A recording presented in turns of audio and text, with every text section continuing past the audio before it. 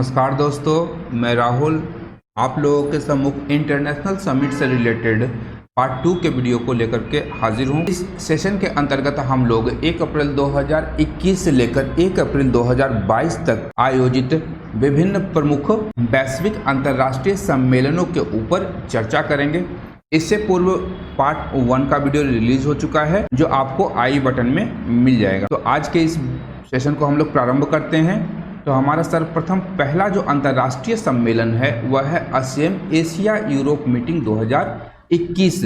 यह अपने क्रम का 13वां मीटिंग था जिसका आयोजन नवंबर 2021 में किया गया था।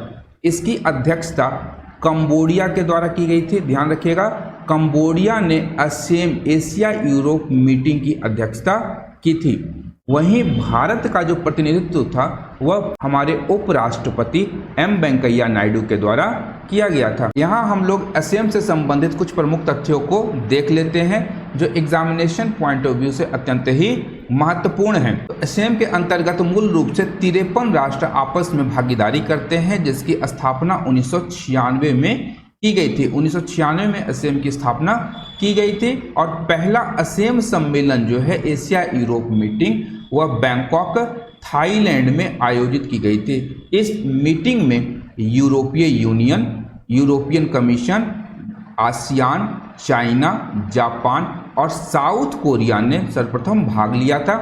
वहीं हम लोग देखें तो यह जो सम्मेलन है इस संगठन के 3 पिलर हैं जो प्रमुख रूप से हैं।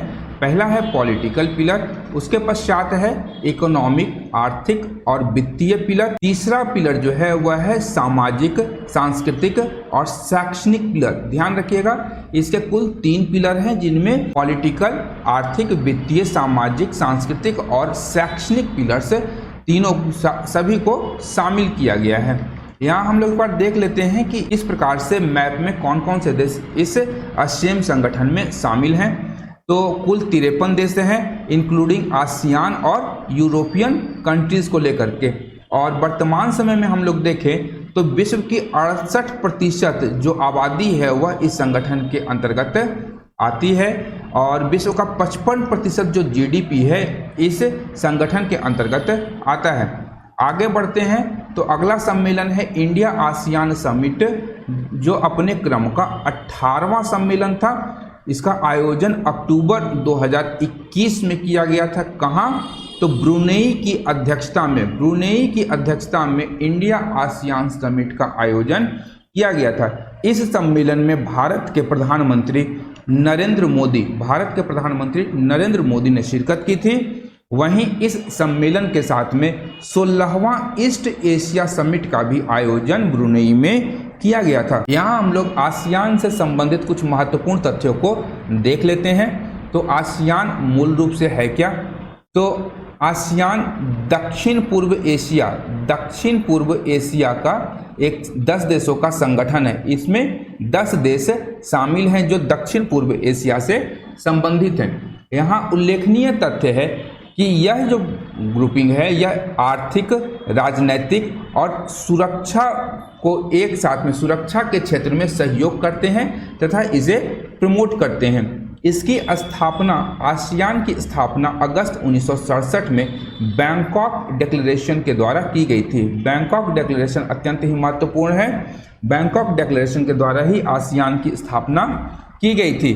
वहीं यदि हम लोग देखें कि जो आसियान डिक्लेरेशन या बैंकॉक डिक्लेरेशन था उसे इंडोनेशिया, मलेशिया, फिलीपींस, सिंगापुर और थाईलैंड ने एक साथ अंगीकृत किया था तथा बाद में अन्य 5 देश इस डिक्लेरेशन से या इस ग्रुपिंग से जुड़ गए थे। कालांतर में व्यापार और सुरक्षा के मुद्दे पर भारत 2000 में अपने एक्ट ईस्ट पॉलिसी के अंतर्गत इस ग्रुपिंग के साथ में जुड़ा तथा व्यापार एवं सुरक्षा के मद्देनजर भारत इस समूह का एक प्रमुख सहयोगी देश बन गया।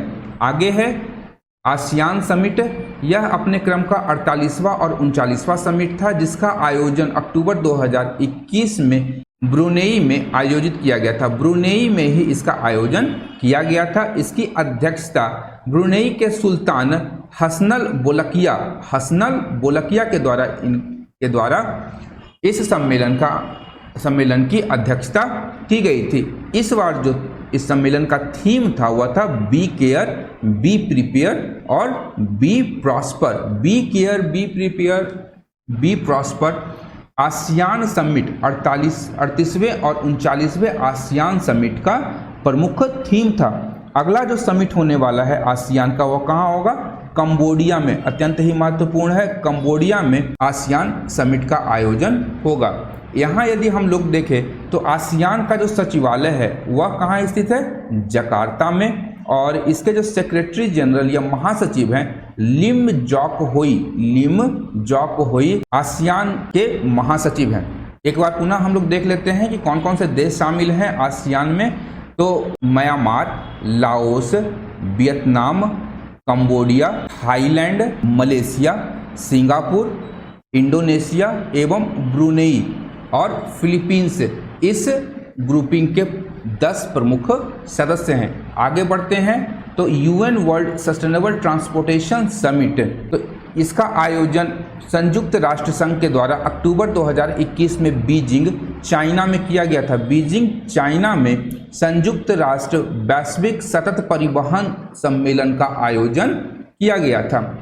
अगला सम्मेलन है तो G20 का समिट 2021 का, G20 समिट 2021 यह अपने क्रम का 16वां सम्मेलन था, जिसका आयोजन 2021 में इटली की अध्यक्षता में किया गया था। इटली की अध्यक्षता में इस सम्मेलन का आयोजन किया गया था और स्थान कहाँ था? रोम में इस सम्मेलन का आयोजन किया गया था। G20 सम्मेलन का आयोजन रोम में किया गया था। G20 से संबंधित प्रमुख तथ्यों को यहाँ हम लोग एक बार देख लेते हैं। तो इसका गठन 26 सितंबर 1999 को किया गया था। 2008 से इस संगठन का शिखर सम्मेलन का आयोजन किया जाता है। इस संगठन का मूल उद्देश्य क्या है? तो विकसित और विकासशील अर्थव्यवस्थाओं को वैश्विक आर्थिक मुद्दे पर चर्चा करने के लिए एक मंच प्रदान करना। वर्तमान समय में देखें तो विश्व के कुल 20 विकसित एवं विकासशील देश इस संगठन के सदस्य राष्ट्र हैं। यहाँ G20 को मैप के आधार पर हम लोग देख लेते हैं।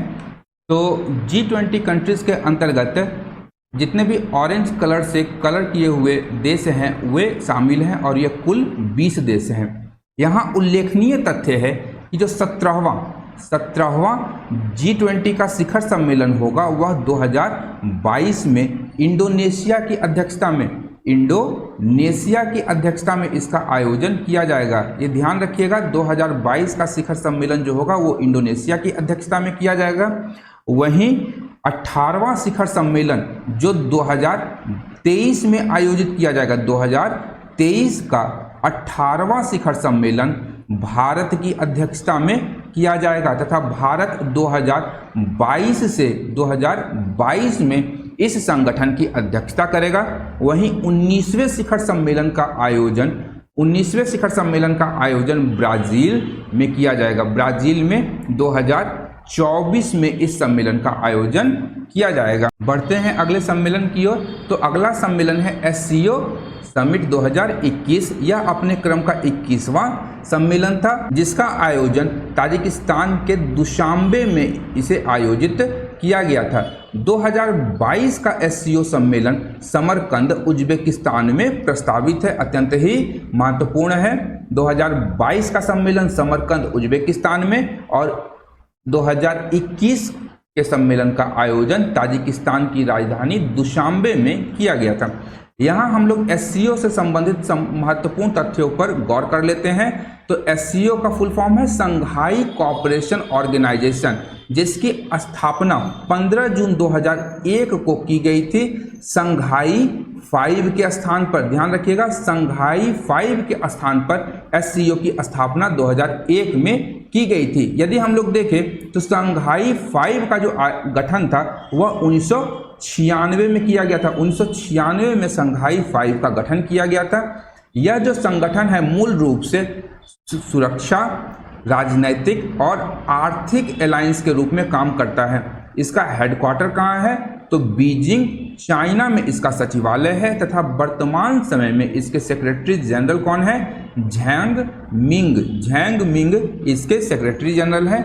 वहीं इस संगठन में एक रैट्स, जिसे हम लोग रीजनल एंटी टेररिस्ट स्ट्रक्चर के रूप में जानते हैं, कार्य करता है, जिसका एग्जीक्यूटिव कमेटी कहाँ है, तो ताशकंद उज्बेकिस्तान में रैट्स के एग्जीक्यूटिव कमेटी का मुख्यालय है। यहाँ हम लोग मैप के अनुसार देख सकते हैं कि कौन कौन से देश SCO के सदस्य हैं। तो मेंबर स्टेट कौन कौन है, चाइना, कजाकिस्तान, किर्गिस्तान, रसिया, ताजिकिस्तान, उज्बेकिस्तान, इंडिया और पाकिस्तान। इन दोनों देशों को 2017 में भारत और पाकिस्तान को इस SCO की सदस्यता दी गई थी। जून 2017 में भारत को इसकी सदस्यता दी गई थी। वहीं यदि देखें ऑब्जर्वर स्टेट्स के रूप में, तो अफगानिस्तान, बेलारूस, ईरान तथा मंगोलिया है। यहाँ एक उल्लेखनीय तथ्य है कि 2021 के शिखर सम्मेलन के दौरान ईरान को इस संगठन की पूर्ण सदस्यता दे दी गई है। किसे? ईरान को। अत्यंत ही महत्वपूर्ण प्रश्न यह बन रहा है कि किस देश ने 2021 में SCO की सदस्यता प्राप्त की है, तो वह है ईरान। अगला सम्मेलन है क्वाड समिट।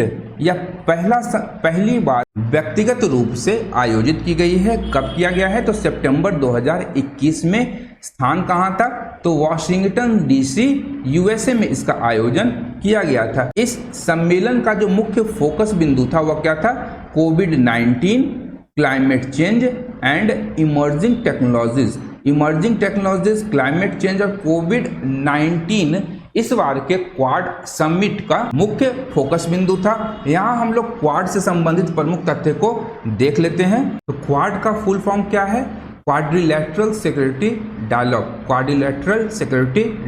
क्वाड का फुल फॉर्म है। यह 4 देशों का एक संगठन है जिसमें भारत, ऑस्ट्रेलिया, USA तथा जापान शामिल है। अत्यंत ही महत्वपूर्ण है और यह चारों मिलकर हिंद प्रशांत क्षेत्र में स्वतंत्र और मुक्त परिवहन क्षेत्र को स्थापित करना चाहते हैं। यहाँ हम लोग क्वाड से संबंधित महत्वपूर्ण तथ्यों को एक बार देख लेते हैं। तो इसकी स्थापना 2007 में की गई थी। यदि हम लोग देखें तो 2007 में जब इसकी स्थापना की बात की गई थी, तो उसके पश्चात चारों देशों ने इस ओर कोई विशेष ध्यान नहीं दिया था। परंतु दिसंबर 2012 में शिंजो एबे जो तत्कालीन जापान के प्रधानमंत्री थे, उन्होंने एशिया में लोकतांत्रिक सुरक्षा को गठित करने के लिए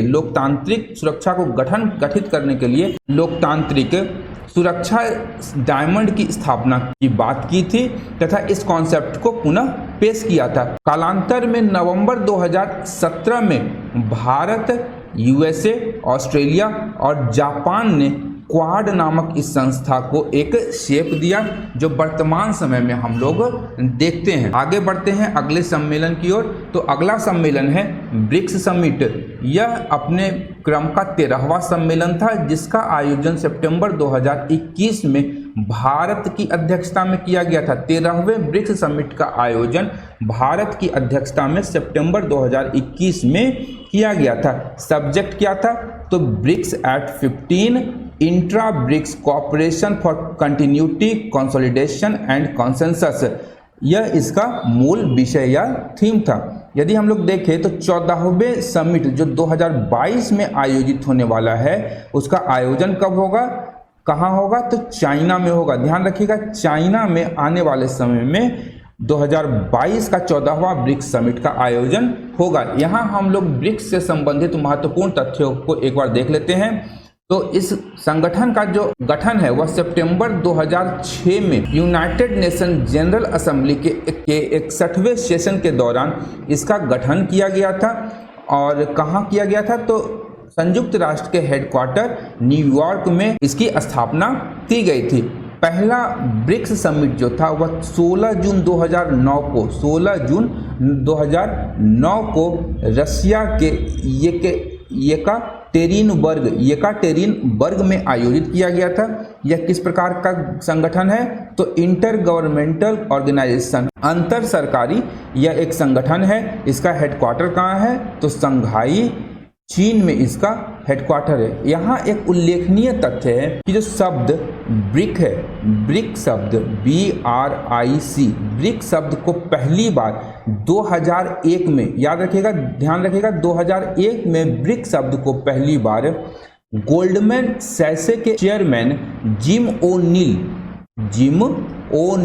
याद रखिएगा, जिम ओ'नील ने सर्वप्रथम इस ब्रिक शब्द को कॉइन किया था, विश्व में आर्थिक रूप से मजबूत राष्ट्र के रूप में। वहीं यदि हम लोग देखें तो 2011 में जब साउथ अफ्रीका 2011 में जब इस संगठन से जुट गया, तब इस संगठन का नाम दिया गया ब्रिक्स। ध्यान रखिएगा, ब्रिक्स दिया गया, B for Brazil, R for Russia, I for India, C for China और S for South Africa. South Africa 2011 में ब्रिक्स समिट जो सान्या चीन में कहाँ आयोजित हुआ था, चीन के सान्या शहर में आयोजित ब्रिक्स समिट के दौरान उसे सदस्य बनाया गया था। यहाँ हम लोग मैप पर देख लेते हैं कि कौन कौन से देश यहाँ पर ब्रिक्स के सदस्य हैं। तो पहले स्थान पर है B फॉर ब्राज़ील, उसके बाद है R for Russia, I for India,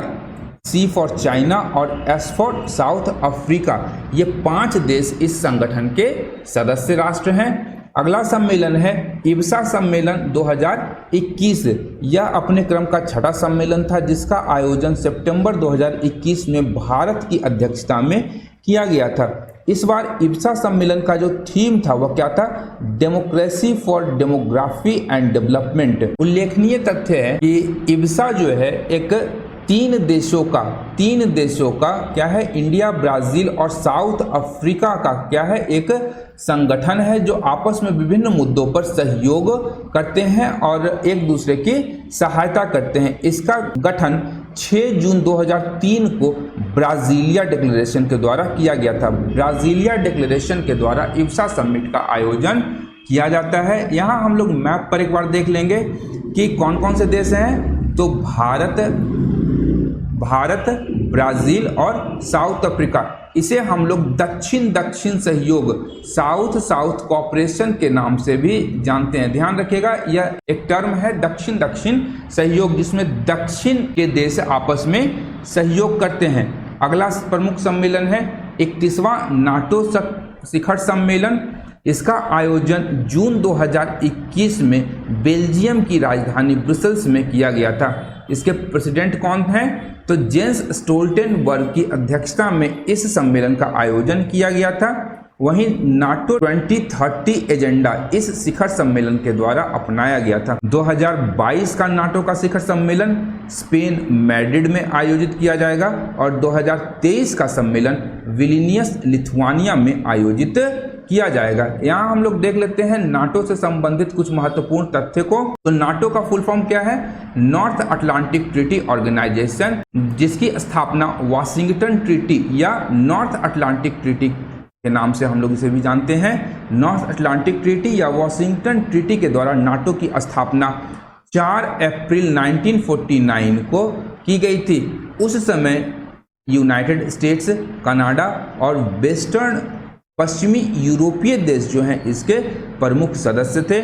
इसका हेडक्वार्टर कहाँ है? तो ब्रुसेल्स बेल्जियम में इसका हेडक्वार्टर है और वर्तमान समय में जेंस स्टोल्टेनबर्ग जो हैं यह क्या है? इसके महासचिव हैं। वहीं हम लोग देखें तो इसके रिसेंट मेंबर्स को तो मॉन्टीनेग्रो 2017 में इसकी सदस्यता प्राप्त कर चुका है और नॉर्थ मैसिडोनिया 2020 में नाटो की सदस्यता ग्रहण कर चुका है। यदि हम लोग देखें वर्तमान रूस यूक्रेन विवाद या रूस यूक्रेन युद्ध, तो यूक्रेन क्या है? नाटो का सदस्य बनना चाहता है, वहीं रसिया जो है इसका प्रतिरोध कर रहा है, जिसके परिणाम स्वरूप रूस ने यूक्रेन पर आक्रमण कर दिया है। इधर हाल ही में स्वीडन और फिनलैंड को भी रूस ने नाटो की सदस्यता ग्रहण करने पर धमकी दे डाली है। यहाँ एक अन्य तथ्य है कि जब द्वितीय विश्व युद्ध के पश्चात विश्व में 2 महाशक्तियां, एक संयुक्त राष्ट्र अमेरिका और दूसरा सोवियत संघ थी। उस समय सोवियत संघ को संयुक्त राष्ट्र अमेरिका ने चारों ओर से घेरने के लिए क्या किया?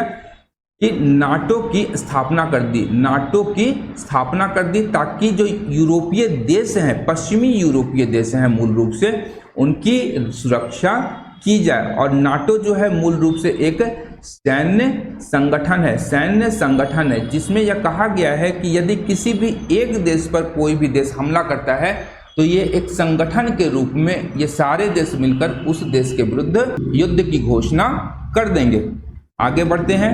अगला सम्मेलन है G20 ग्लोबल हेल्थ समिट। इसका आयोजन मई 2021 में रोम, इटली में किया गया था। इस बार जो इसका थीम था वह था यूनाइटेड अगेंस्ट कोविड-19। यूनाइटेड अगेंस्ट कोविड-19 G20 ग्लोबल हेल्थ समिट का क्या था, थीम था।